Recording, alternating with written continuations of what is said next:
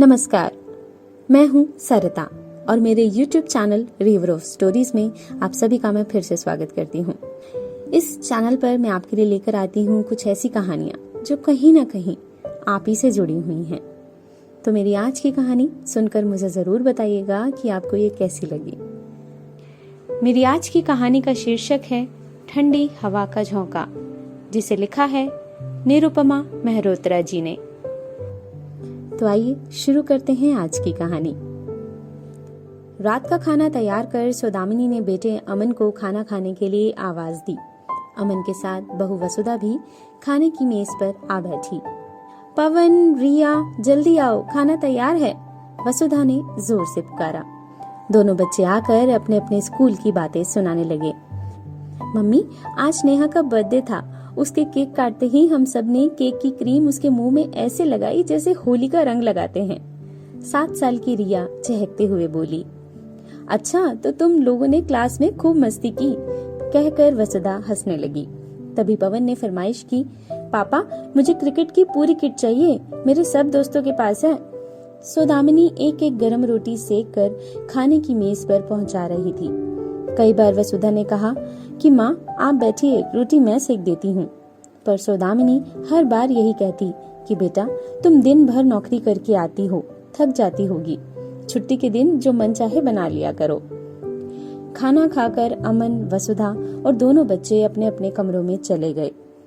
सौदामिनी चटाई पर चौकी रख कर खाना खाने लगी। टेबल कुर्सी पर पैर लटकाकर बैठने से उसके पैरों की नसें खिंचने लगती हैं। सारी रसोई समेट और सुबह की तैयारी कर सौदामिनी अपने कमरे में चली गई। सौदामिनी की पलंग पर लेटकर कुछ पढ़कर सोने की आदत थी, पर आज उसका ध्यान सामने फ्रेम में सजे माला पहने पति पर चला गया। साल भर हो गया है उन्हें गए, क्या किसी के जाने से कुछ चला जाता है? नहीं, कुछ नहीं जाता। उसके कपड़े, उसका सामान, उसकी दिनचर्या, उसकी बातें सभी तो आसपास घेरा डाले खड़ी रहती हैं। एक बात याद आई नहीं कि दूसरी उसको ठेल कर आगे आ जाती है। कभी पुरानी यादों की मिठास, तो अगले ही पल साथी के बिछुड़ने पर सुरसा का मुंह फाड़े खड़ा अकेलापन। दिल का एक हिस्सा खाली का खाली ही रह जाता है। सौदामिनी सारा दिन अपने आप को व्यस्त रखती, पर रात के अकेले में अपने मन की उदासी को ना धकेल पाती थी। उनकी आंखों के आगे बीते समय की एक एक बात चलचित्र की रील की तरह घूमने लगती। सुबह वे अपने पति के साथ पार्क में 2 चक्कर लगाकर वहीं बेंच पर बैठ जाती थी। फिर 1 घंटा उनसे रिश्तेदारों की, पास पड़ोसियों की और अपने दिल की बातें करती थी। वे अखबार रोज नियम से पढ़ती थी तो उसकी शिकायत भी पति से करती। ये अखबार वाले पहले पन्ने पर ही क्यों मार काट, लूट खसोट, हत्या और एक दूसरे की आलोचना जैसी खबरें छापना शुरू कर देते हैं? खबर तो तभी बनती है जब सनसनी पैदा करे, नहीं तो खबर कैसी? अच्छा, कल से तुम दूसरे पन्ने से अखबार पढ़ना शुरू कर देना, कहकर उनके पति गगनदीप हंसने लगते थे। पार्क में वे अनेक दोस्तों से बातें करते। दोस्त सौदामिनी से कुछ अपने हाथ से बनाकर खिलाने की फरमाइश करते और फिर हंसते बोलते अपने अपने घर चले जाते। सौदामिनी आज भी रोज उसी पार्क में घूमने जाती है, पर लगता है जैसे हवाओं ने रुख बदल लिया है। पहले रोज नई फरमाइश करने वाले पति के दोस्त भाभी जी नमस्ते कहकर आगे बढ़ जाते हैं या उसे देखते ही दूसरी तरफ मुड़ जाते हैं। पार्क में कोई ऐसी सहेली भी नहीं दिखती जिसे वे कुछ देर बैठकर खुलकर बातें करें, और यही अकेलापन सौदामिनी को परेशान करता है। सौदामिनी अपने को बहुत व्यस्त रखने की कोशिश करती है। नौकरानी से सिर्फ ऊपर का ही काम करवाती हैं। रसोई का नाश्ता, खाना सब खुद ही बनाती हैं। कहती हैं कि अपने हाथ के बनाए खाने से घर में बरकत होती है। दिन में 2 घंटे के लिए मंदिर में होने वाले कीर्तन में भी चली जाती हैं। उनको देखते ही सब महिलाएं ढोलक उनकी तरफ सरका देती हैं। सौदामिनी दीदी की ढोलक की थाप का जवाब नहीं। वे भी हर भजन के सुर के साथ अपनी ढोलक की थाप मिला देती और तब पूरा वातावरण भक्तिमय हो जाता। पिछले कई दिनों से सौदामिनी की तबीयत ठीक नहीं है। उन्होंने अपने बेटे अमन से अपनी तकलीफ के बारे में बताया तो बेटा बोला, माँ मैं डॉक्टर को फोन कर दूंगा, तुम गाड़ी से जाकर दिखा आना। सौदामिनी के दिल में एक टीस सी उठी। क्या उनके बेटे के पास जरा भी समय नहीं है माँ के साथ जाने के लिए? समय नहीं है या भावनाएं नहीं हैं? साथ जाने की बात तो अलग, बेटे के पास अपनी माँ के लिए 2 पल का भी समय नहीं है कि पूछे माँ कैसी हो। कितना समय हो गया है जब अमन और वसुधा ने उनकी जरूरतों के बारे में कुछ भी पूछा हो या 2 घड़ी पास बैठकर बात की हो। सौदामिनी समय पर नाश्ता खाना सब परोस देती है, पर इंतजार करती है कि कभी तो कोई उसके बनाए खाने की तारीफ करे। वे अपने पति के साथ बिताए समय को बहुत याद करती हैं। पहला निवाला मुंह में रखते ही गगनदीप पत्नी के बनाए खाने की तारीफ करने लगते और खाना समाप्त होने के बाद एक बार जरूर कहते थे, आज खाने में मजा आ गया। इसलिए सौदामिनी भी खाना बनाते समय उसमें अपने दिल की मिठास घोल देती थी। खाना सौदामिनी आज भी बनाती है, पर अब ना ही मन की भावनाएं साथ देती हैं और ना ही दिल की मिठास। जीवन जैसे शून्य हो गया है। सौदामिनी कई सालों से पति से दक्षिण के देव दर्शन के लिए चलने को कह रही थी। बहू की नौकरी के कारण छोटे पोता पोती को पालने का दायित्व उनका था, इसलिए कभी जा नहीं पाई। अब बच्चे थोड़े बड़े हो गए तो गगनदीप यात्रा का कार्यक्रम बना रहे थे कि भगवान ने उन्हें खुद ही अपने पास बुला लिया।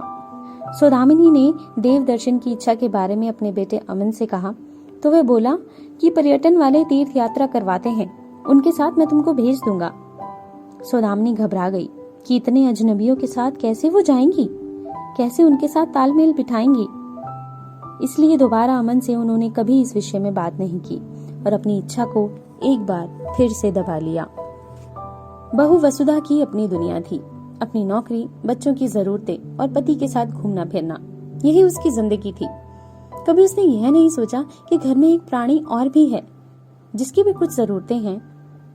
उसने ना कभी सास से किसी तरह का सलाह मशवरा किया, ना ही उसके पास बैठकर कभी सुख दुख बांटे। उसने बस जरूरत भर के लिए ही रिश्ता रखा। रिश्तों में मिठास रखने के लिए दिल की भी जरूरत होती है, जिस पर उसने कभी गौर नहीं किया। समय पर खाना पीना सब मिल जाता है तो शिकायत की भी कोई गुंजाइश नहीं। वसुधा की सहेलियां जब कभी घर आती तब उसने सास को कभी साथ नहीं बैठाया।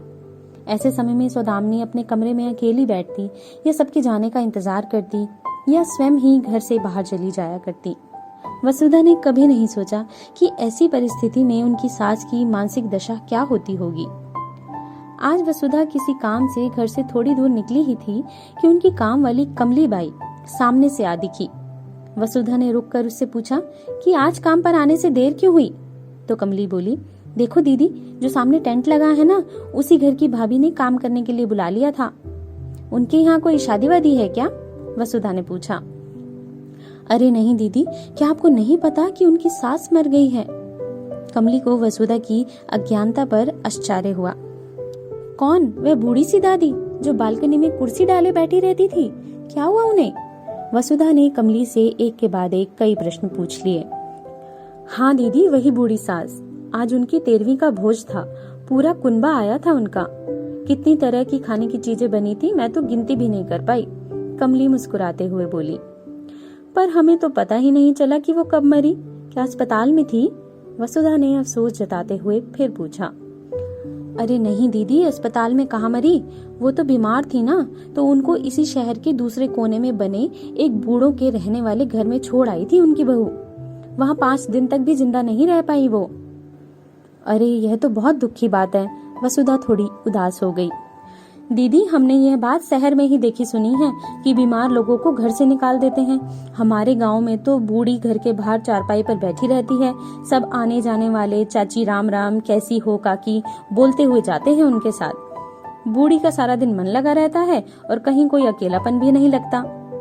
दीदी, हमारे यहाँ तो यही कहते हैं कि अगर घर में बड़े बूढ़े खुश रहें तभी परिवार फलता फूलता है, नहीं तो अपनी करनी आप ही भोगो। एक लंबी सी कहानी सुनाकर कमली चली गई, पर छोड़ गई वसुधा को अपनी भावनाओं में अंदर तक झांक कर देखने के लिए। क्या यह सिर्फ एक सामाजिक कहानी थी या कुछ और? रिश्तों का खोखलापन, बुजुर्गों को तभी तक घर में रखना जब तक वे घर के काम आने लायक हैं। उसे याद आया कि उसकी एक सहेली ने घर के बीमार कुत्ते को अपने घर में ही रखकर उसका अंतिम समय तक इलाज कराया था। यहाँ तो माँ है, जन्म देने वाली माँ। सगे रिश्तों को भी अपने स्वार्थ के लिए घर से निकाल देना, ऐसी कुप्रथा समाज में कब से शुरू हो गई। बुराइयां कितनी जल्दी समाज में अपना स्थान बना लेती हैं, पता ही नहीं चलता। बुजुर्गों को बेघर करने वाले यह कभी नहीं सोचते कि वे भी कभी इस उम्र के पड़ाव पर आएंगे, तब उनकी हालत क्या होगी। वसुधा बाजार न जाकर वापस घर लौट आई और अपने बिस्तर पर थके मन से लेट गई। आज उसे ये बात समझ में आ रही थी कि उसके घर में भी एक सासू माँ है। वह उनके पास कभी 2 मिनट को भी बैठी हो, याद ही नहीं आ रहा है। अमन को कभी माँ के पास बैठकर बातें करते भी नहीं देखा। बच्चे भी दादी से दूर ही रहते हैं। वसुधा अपने विचारों के अंदर डूबती चली गई। कैसा लगता होगा सासू माँ को अपने ही घर में अपनों के बीच अजनबियों की तरह रहना। एक अनपढ़ काम वाली ने आज रिश्तों की महिमा सिखा दी थी। रात को खाना खाकर अमन अपने कमरे में आकर बिस्तर पर लेट गया। वसुधा उसके पास बैठ गई। आज वह पति से बहुत कुछ कहना चाहती थी। एक बात पूछूं, आप बताएंगे ना? हाँ हाँ, क्या बात है, जल्दी बोलो, मुझे नींद आ रही है, अमन आंख बंद किए हुए बोला। सोचकर बताइए कि आपको माँ के पास कुछ देर तक बैठकर बात किए कितना समय हो गया है। ये रात के समय कौन सी बेसिर पैर की बातें लेकर बैठ गई हो? अमन ने झल्ला कर कहा। आपने क्या गौर किया है कि माँ बाबूजी के सामने कैसे गुनगुनाती रहती थी, मुस्कुराती एक एक रोटी थाली में लेकर आती थी। आज मैंने महसूस किया है कि उनके चेहरे पर उदासी और चाल में लंगड़ाहट है। फिर वसुधा ने कमली से आज की हुई सारी बातचीत के बारे में बताया और फिर चुप हो गई। अमन ने एक बार आंख खोलकर पत्नी को देखा तो उसकी आंखों में बहुत प्रश्न छलकते दिखे उसे। अमन ने अपनी नजरें उस पर से हटाई और मुंह फेरकर दूसरी तरफ करवट ले ली। बड़े से कमरे में सन्नाटा पसर गया। सौदामिनी रोज की तरह रसोई समेटकर अपने पलंग पर आकर लेट गई। आज घुटनों में बहुत दर्द था। सोचा था कि गर्म पानी से सेक लेगी, पर आलस आ गया। दिन भर काम करने के बाद थक जाती हैं। मन उदास हो तो तन भी साथ नहीं देता है। वे सोचने लगी कि कैसे वे इस दुखी मन के साथ आगे का जीवन काटेंगी। किसे बताएं कि वो कितनी अकेली हैं। तभी दरवाजे से अमन और वसुधा को अंदर आते देखकर वह चौंक गई। इस समय ये दोनों क्यों आए हैं? सौदामिनी घबरा कर बैठ गई। सब ठीक तो है ना बेटा, अभी तक सोए नहीं? माँ, आज नींद नहीं आ रही है, कहकर अमन माँ के एक तरफ और वसुधा दूसरी तरफ बैठ गए। माँ, तुम देव दर्शन को कह रही थी ना? अमन ने पूछा। हाँ, कह तो रही थी, पर मैं अकेले उन यात्रा करने वालों के साथ नहीं जा पाऊंगी, सौदामिनी ने कहा। नहीं माँ, तुम उनके साथ नहीं जाओगी, हम सब साथ चलेंगे। सौदामिनी को विश्वास नहीं हुआ। सच? हाँ माँ, सच, वसुधा बोली। माँ, रास्ते के लिए क्या क्या रखना है बता दीजिएगा, और माँ कल खाने में लौकी के कोफ्ते बनाइएगा। आपके हाथ के कोफ्ते लाजवाब बनते हैं, कहकर वसुधा सासू माँ की गोदी में हाथ रखकर लेट गई। दूसरी तरफ अमन लेटकर तुरंत सो गया। सौदामिनी प्यार से अमन को देख रही थी। छोटा था तब ऐसे ही माँ के पास आकर लेटते ही सो जाता था।